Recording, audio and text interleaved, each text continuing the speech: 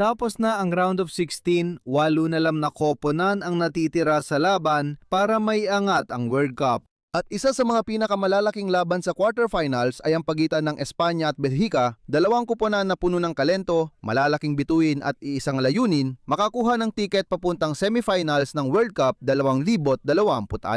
Gaganapin ang laban sa napakagandang SoFi Stadium sa Inglewood, Los Angeles, isa sa mga pinakamodernong stadium sa mundo at may kapasidad na mahigit 70,000 na manonood. Inaasahan ng pambihirang atmosfera na may libu-libong tagahanga ng Espanya mula sa iba't ibang panig ng mundo at maraming taga-Belgica na sumusuporta sa kanilang koponan sa mahalagang gabi. Dumating ang Espanya sa laban na ito matapos ipamalas ang galing sa round of 16, tinalo nila ang Portugal. Portugal sa score na 1-0 sa isang laban na pakatatag sa depensa at taktika. Muling pinatunayan ng koponan ni Luis de la Fuente na kaya nilang lumaban sa ilalim ng matinding presyon at manalo sa dikit na laban. Malinaw na tinalo ng Belgium ang Estados Unidos sa score na 4-1, ipinakita ang lakas ng kanilang opensa at pinatunayan na may malaking potensyal silang lumaban para sa titulo. Pero ngayon, nagbago na ang lahat. Wala nang puwang para sa pagkakamali, wala nang pangalawang pagkakataon. Walang tabla, ang mananalo ay pasok sa 4 na pinakamahusay na koponan sa mundo, habang ang talo ay matatapos na ang World Cup journey nila. Dahil dito, milyon-milyong tagahanga ang naghahanap ng parehong impormasyon. Anong oras ang laban ng Espanya at Belgica? Sa Espanya, Peninsula at Baleares, magsisimula ang laban ng alas 9 ng gabi at sa Canarias, magsisimula ito ng alas 8 ng gabi.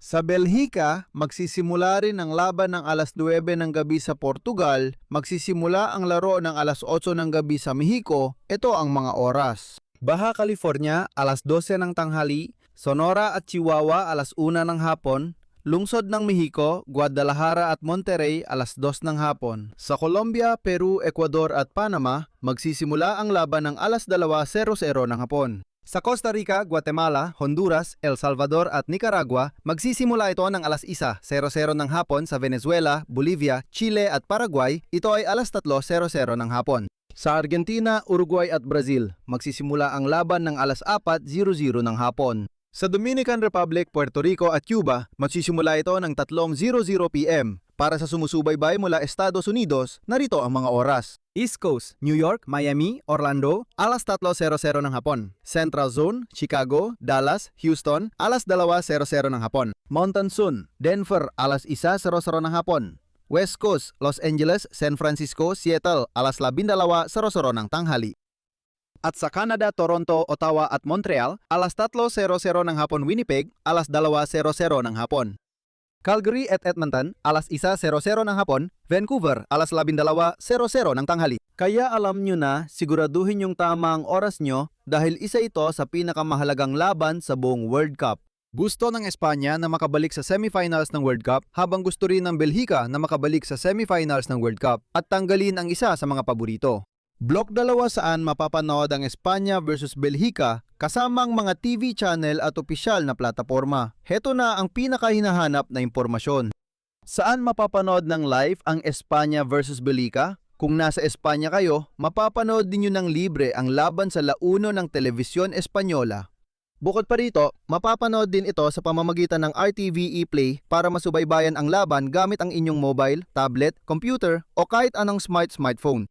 Gayun din, mapapanood ito sa DAZN na nagbibigay ng kumpletong coverage ng World Cup 2026, kabilang ang pagsusuri, estadistika at programa bago at pagkatapos ng laban. Sa Belgium, mapapanood ang laban sa RTBF at VRT, depende sa rehiyong lingwistiko, pati na rin sa mga opisyal na plataforma na may karapatan sa torneo.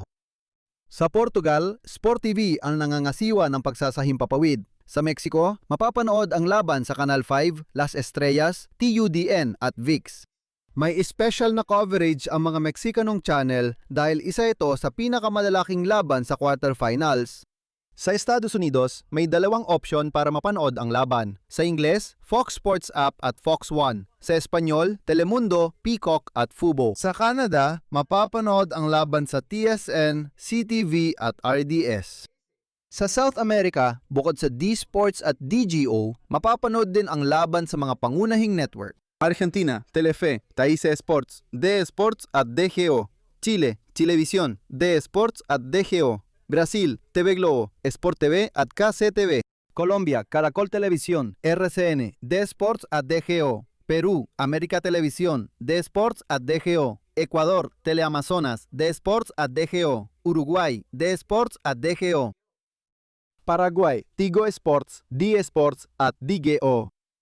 Venezuela, Televen, D Sports at DGO. Bolivia, Red 1, Unitel, D Sports at DGO. Sa gitnang Amerika, ang retransmisyon ay sa Costa Rica, Teletica, Guatemala, Chapin TV Honduras, Televicentro El Salvador, TFS Nicaragua, Canal 10 Panama, RPC TV at TVN. Sa Caribbean, pwedeng manood ng laban ang Republika ng Dominicana, Puerto Rico at Cuba sa D-Sports, DGO at mga lokal na operator na may karapatang magpalabas. Kaya alam nyo na, hindi mahalaga kung saan mang bahagi ng mundo kayo nanonood sa amin. Maghaharap ang Espanya at Belgica sa quarterfinals. Isang matinding laban ng dalawang kopo ng puno ng kalento at kalidad na may mga manlalarong kayang magpasya ng laro. Matapos nating talakay ng mga oras at TV channels, panahon na para tutukan natin mismo ang laban. Mga posibleng lineup, mga one-on-one na tapatan at mga susing taktika. Maaring gamitin ng Espanya ang kanilang klasikong 4-3. Sa gol, si Unai Simon. Sa depensa, si Carvajal sa kanan, sina Lenormand at Laporte bilang mga center back at si Cucurella naman sa kaliwang bahagi.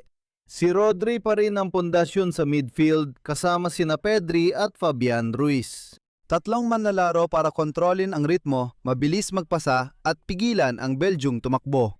Maaring piliin ni Luis de la Fuente sina Lamine Yamal sa kanan, Nico Williams sa kaliwa at Morata bilang striker. Maaring gumamit ng 4-2-3-1 na formasyon ang Belgium. Sa goal, si Con Castells. Sa depensa, sina Castagne, Wout Faes, Feno de Bast at Maxime de Kuiper. Sa double pivot, sina Amadou Onana at Yorita Leman ang susi sa suporta at paglabas ng bola para sa koponan. Sa unahan, napakaraming panganib, si Doku sa kaliwang gilid, si De Ketelaere sa gitna, si Trossard sa kanan at si Luis Openda bilang center forward. Ang unang malaking susi ay nasa mga gilid. Si Lamine Yamal laban kay De Kuiper ay maaring isa sa mga magiging mahalagang labanan. Kapag nakuha ni Lamine ang kalamangan at napilitang tumulong ang Belgium, maaaring lumikha ng maraming panganib ang Spain. Sa kabilang banda, matindi rin ang laban ni Nico Williams at Castagne. Mabilis si Nico pero may karanasan at galing sa depensa si Castagne. Ang pangalawang susi ay nasa gitna ng larangan. Kapag nakontrol ni Rodri ang laro, malaki ang tsansa ng panalo ng Spain. Kung si Tielemans at De Ketelaere ay makahanap ng espasyo sa pagitan ng mga linya, pwedeng umatake ang Belgium. Bantayan si Doku. Kapag may espasyo siyang natanggap ang bola, dapat agad magsara ang Spain dahil isa siya sa pinakamapanganib sa torneo.